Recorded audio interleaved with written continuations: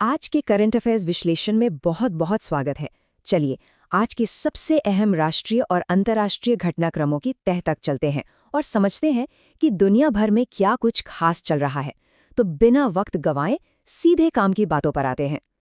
आज की इस चर्चा को आसान और दिलचस्प बनाने के लिए हमने इसे 6 हिस्सों में बांटा है। शुरुआत करेंगे मई के महत्वपूर्ण दिनों से, फिर राष्ट्रीय नियुक्तियां, राज्यों के कुछ बड़े अपडेट्स, वन्य जीव और पर्यावरण की खबरें, कुछ शानदार किताबें और खेल, और आखिर में एक रैपिड फायर रिवीजन। तो चलिए सबसे पहले बात करते हैं मई महीने की कुछ बेहद अहम तारीखों की। मई का कैलेंडर काफी हलचल भरा है। 1 मई को मजदूर दिवस और महाराष्ट्र व गुजरात का स्थापना दिवस था। फिर 3 मई को प्रेस की आज़ादी को याद करते हुए प्रेस स्वतंत्रता दिवस आता है। 11 मई को हम राष्ट्रीय प्रौद्योगिकी दिवस मनाते हैं और आज यानी 15 मई को पूरी दुनिया में अंतर्राष्ट्रीय परिवार दिवस मनाया जा रहा है, ताकि समाज और परिवारों से जुड़े अहम मुद्दों पर जागरूकता बढ़ाई जा सके। अब जरा इस नंबर 157 पर गौर कीजिए। क्या अंदाजा लगा सकते हैं कि ये क्या है? दरअसल वर्ल्ड प्रेस फ्रीडम इंडेक्स में 180 देशों के बीच भारत की वर्तमान रैंक 157 है।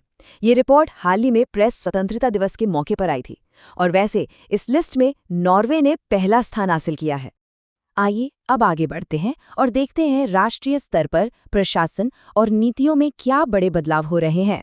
प्रशासनिक गलियारों से कुछ बड़ी नियुक्तियां सामने आई हैं। सबसे पहले प्रवीण सूद जी को सीबीआई निदेशक के तौर पर 1 साल का और एक्सटेंशन मिल गया है। वहीं देश की रक्षा रणनीति को मजबूती देते हुए एनएस राजा सुब्रमण्यम ने भारत के तीसरे चीफ ऑफ डिफेंस स्टाफ का अहम पद संभाल लिया है। साथ ही अनुपिंदर सिंह ग्रेवाल एनसीएलटी के नए चेयरपर्सन और शशि शेखर वेम्पति सीबीएफसी के चेयरपर्सन बनाए गए हैं। ये नाम जरूर याद रखिएगा।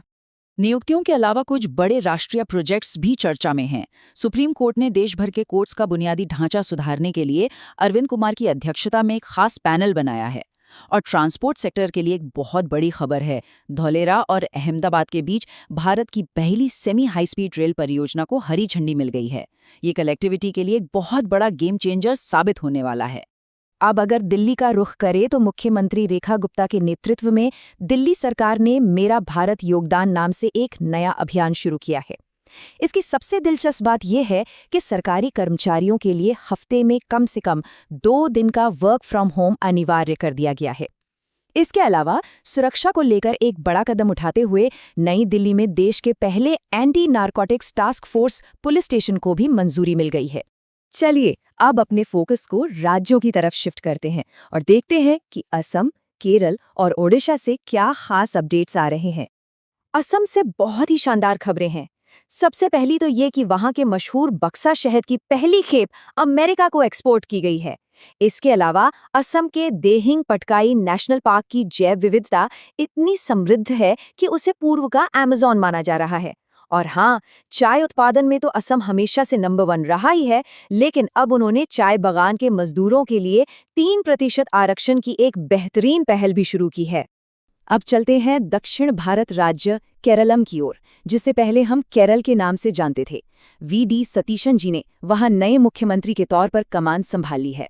एक बहुत ही गर्व की बात यह है कि केरलम के वर्कला शहर ने संयुक्त राष्ट्र की जीरो वेस्ट 20 सिटीज पहल में अपनी जगह बना ली है और पॉलिसी के मोर्चे पर इस राज्य ने भारत की पहले व्यापक शहरी नीति को भी मंजूरी दे दी है।